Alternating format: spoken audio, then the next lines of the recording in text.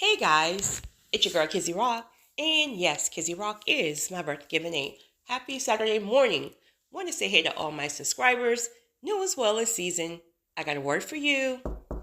Tap in. Happy Saturday morning, guys. So, I want to talk to you guys about a download I received. It was a very heavy internal prompting to share this morning. So I take it that the person who God wants me to share it with is listening this morning, or whenever you get it. Let me just say that whenever you get it. So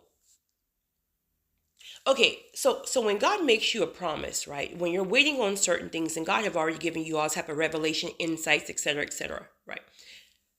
There's going to be times where you're delayed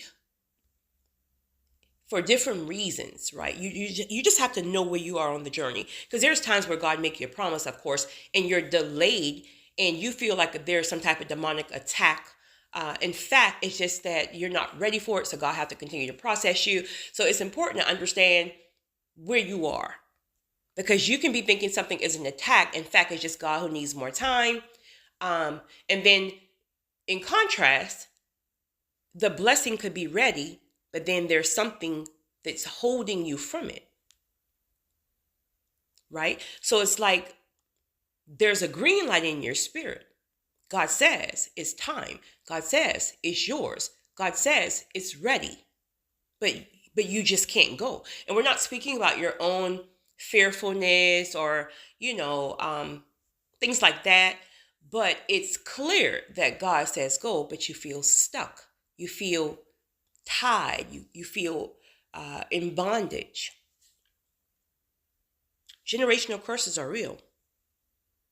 Generational curses are real. God tapped you, you answered, so you're chosen. You're chosen to break these curses and cycles off of your family. Here's the crazy part. Many people in the family, including your parents, even some of your grandparents, don't even realize some of the things that could have took place within that family's bloodline. For example, that could look like your uncle, your great granddad's brother. I think that would that be your uncle, or your messing with some chick, who's playing out with voodoo and uh uh what do you call those people who psychics and all that nonsense, right? Doesn't sit here and put some type of curse on this man so he won't cheat on her, or he will leave his wife, etc., etc. Your uncle, he don't even know. He just go over there, drink his Hennessy. He don't even realize this woman done put a whole spell up on him, so he can't even break the cycle up off of him. So what happens? He have children. He goes home. He sleep with his wife. That stuff then transfer all through the bloodline. That curse was never broken.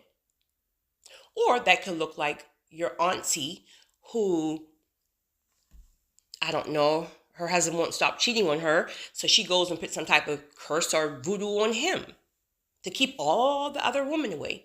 He's sleeping under banana peels and don't even know it. That curse was never broken.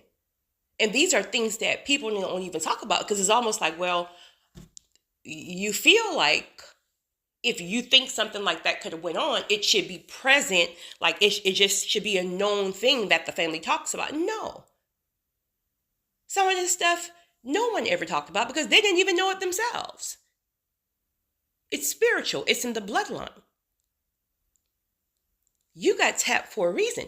This is why you always felt different. This is why you can look at the majority of your family members and you felt different. You just felt like everyone else went this way, but there's something in me that says I need to do it differently. In fact, I want to do it differently. In fact, I don't even understand how they do it that way. And you knew it very early on. You just couldn't articulate what it was. You just know this ain't it. This ain't it. And I'm not about, this ain't it right here. Right? No judgment, but this ain't it. You answered the call. So because you answered the call, you're called to break that cycle. You're called to break that curse. This is why you're stuck. The blessing is ready. The green light says go, but you're stuck. whatever that cycle may be, right? It don't even have to be sexual. Take a look at your family. What is that thing? Is it fear? Is it abandonment and rejection? What is the thing that has your family plagued? And I'm not speaking about your mother and your grand. I'm talking about the family dysfunction. What is that thing? Ask God for insight. When you ask God for insight, God will show you the great grand uncle who molested the whole family, and you wonder why these ones over here on this side don't like this side. Because ask God for insight to show you why is your family so dysfunctional. Ask God for insight to show you why everyone is confused sexually, right? Just saying, no disrespect anybody, right? Not everybody, just whatever. Get in where you fit in. Ask God for insight on why nobody can't get past middle school. Ask God for insight on why everybody is married and miserable and unhappy. Ask God for insight on why are all the women dysfunctional, regardless of how the man is, why they even choose those type of men.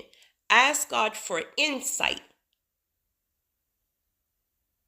on why your family is whatever it is that you see, because everybody's thing will probably be different. I'm guessing, but ask God for insight on why it's like that. Get still and watch God give you all the downloads on who, when, how, and what. When you get those downloads, you have to war in the spirit.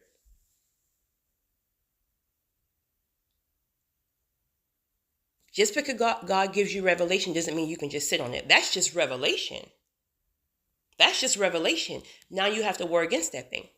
What does that look like? That's between you and God. That can be fasting. And fasting is not always food, right? He may have you to fast against the very thing that is the dysfunction. So let's just say, well, whatever. I don't want to that's between you and God.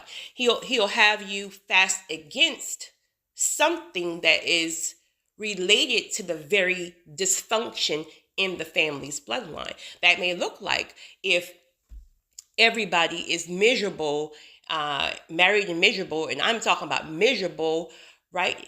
You may be required to stand until you're 90 to do marriage the right way. You have to break the cycle. If you take the first engagement, or if you propose to the first woman just because you're going along, you're entangled with that curse. So even though you might have to wait until you're 90, guess what? The ones behind you, you've broken that chain, that link. So now they have a chance. You're chosen. You answered the call. So it's really not about you. It's about you, but it's really more about what God needs you to do for others.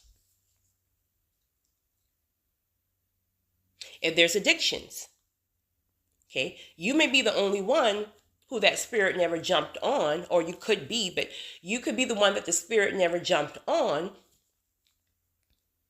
But everybody else, again, this is just not your siblings. This is everybody. The uncles, the great grand uncles. You heard stories about everybody. But somehow that spirit never jumped on you. But rather than be judgmental, God needs you to be warring against it. So you may be called to fast against it as you stand in the gap for others. Or if that spirit did jump on you, you're going to be required to be the one to break that addiction, whatever. That's rehab, that's just whatever. Praying, that's fasting, whatever it is that God tells you to do. Your breaking that cycle of addiction will break the cycle in the bloodline. So if you can master this, you'll start to see your uncles and your brothers or your cousin, whoever else, you'll start to see some of them just instantly just start to just get better. as well as the ones who come behind you. They won't be struggling with this stronghold because somebody else broke that cycle, broke that curse.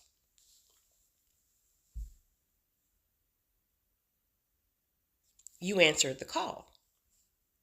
Because it's almost like, why I gotta be up over here fasting, and you answered the call. Some of them may have gotten tapped, but they didn't answer. So it's on you. It's on your shoulders. However, your rewards will be grand. It's your girl, Kizzy Rock.